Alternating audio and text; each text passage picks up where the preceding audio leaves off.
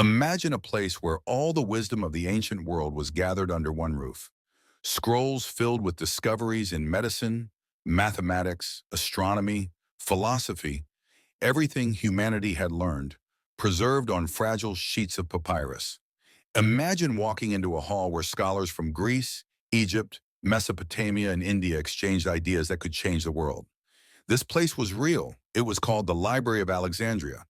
The library has become one of the most powerful legends of history, a symbol of ambition and of loss. For centuries, people have wondered what secrets might have been lost when it vanished. Some dream that inside its walls lay inventions centuries ahead of their time, cures for diseases, maps of unknown lands, even machines that could have reshaped history. Others believe its story is more myth than fact, a tragedy exaggerated over time.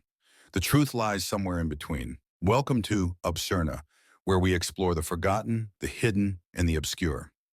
If you love uncovering mysteries of the past, subscribe and join us. Because today we're stepping back over 2,000 years to explore the rise and fall of humanity's greatest library. Alexandria itself was born from ambition. In 331 BCE, Alexander the Great founded the city on Egypt's northern coast. He envisioned a shining port, a crossroads of the world. After his death, his general Ptolemy seized Egypt and built a dynasty. For the Ptolemies, power was not only military or political, it was intellectual. They wanted Alexandria to be more than a capital. They wanted it to be the beating heart of knowledge. So they built the library as part of a great complex called the Museion, the Temple of the Muses. This was no ordinary archive. It was a deliberate attempt to collect everything ever written. The mission was simple. If knowledge existed, it belonged in Alexandria. Ships arriving in the harbor were searched. Scrolls and manuscripts were taken, copied, and often kept permanently. Agents traveled the Mediterranean, buying or seizing texts wherever they could. The Ptolemies spared no expense. They wanted the library to hold not just Greek knowledge, but wisdom from Egypt, Babylonia, India, and beyond. How many scrolls did they gather? Ancient accounts vary wildly. Some say 40,000. Others speak of 400,000, even 700,000. The truth is impossible to know, but even the smallest estimate would have made it the largest library in the ancient world. And what might those scrolls have contained? Medical treatises describing surgeries, herbal remedies, perhaps even insights into diseases we still fight today.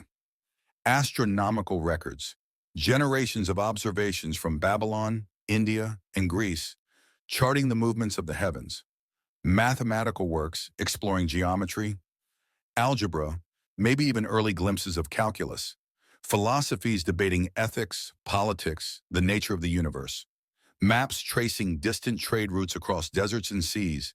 And perhaps, most tantalizing of all, inventions. We know that later Alexandrian thinkers like Hero designed mechanical devices, coin-operated machines, automata, even a primitive steam engine. If such ideas were already written centuries earlier, could humanity have leapt forward into an industrial age long before the Renaissance? Could electricity, medicine, even space exploration have arrived 1,000 years earlier? These are dreams we cannot confirm, but they haunt the library's legend. But the library was more than shelves of scrolls. It was alive with people. Scholars lived and worked in the Museion. They were supported by the state, free to research and teach. Here Euclid wrote The Elements, a book on geometry so foundational it was still in use 2 millennia later.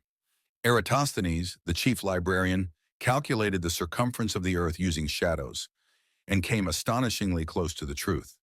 He also proposed adding leap days to the calendar and attempted to map the known world. Astronomers measured the heavens, poets composed epics, philosophers debated existence itself.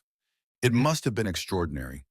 Imagine walking the corridors, hearing voices in many languages, seeing scrolls stacked in high wooden shelves, scholars bent over tables lit by oil lamps, the smell of papyrus filling the air. But nothing lasts forever.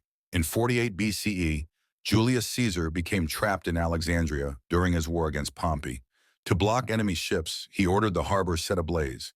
The fire spread, consuming warehouses where scrolls were stored. Ancient writers disagree on whether the library itself was destroyed. Some say the flames consumed part of its collection. Others insist the library survived. What seems certain is that thousands of texts were lost. Yet the library lingered. It may have survived in reduced form, its scrolls scattered, its holdings damaged, but not destroyed. For centuries after Caesar, Alexandria remained a center of learning, but wars and politics continued to chip away at its legacy. In the 3rd century CE, during the reign of Emperor Aurelian, Alexandria was devastated in battle. Later, as Christianity rose, pagan temples and texts were increasingly seen as dangerous.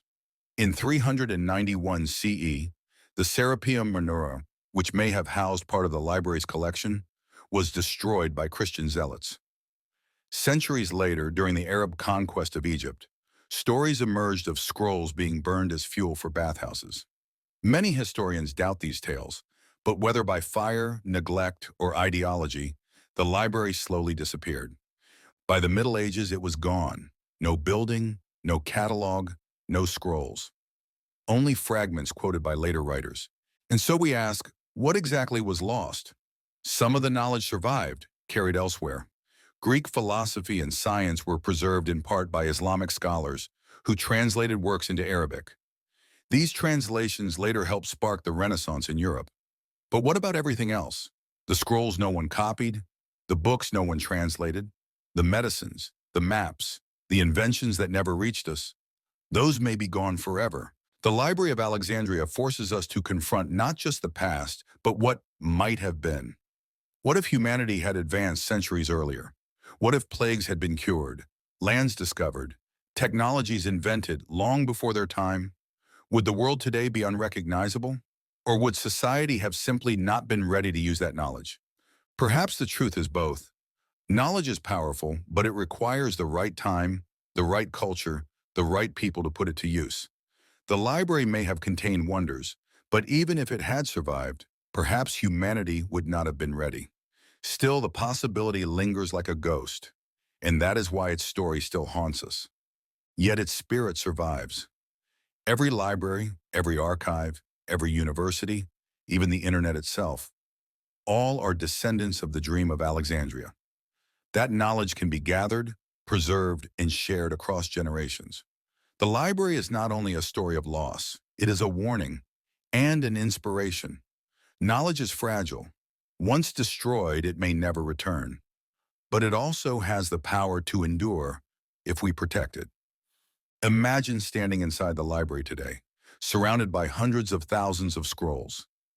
The flicker of oil lamps, the quiet murmur of scholars, the shelves stretching high above, filled with secrets we will never know. Imagine unrolling a scroll and finding an idea that could have changed the world. That is the haunting power of the Library of Alexandria. Not just what we know it held, but what we fear it might have. This has been Absurna. Thank you for watching. If you want to explore more of history's forgotten stories, subscribe and join us again. There are countless mysteries still waiting to be uncovered.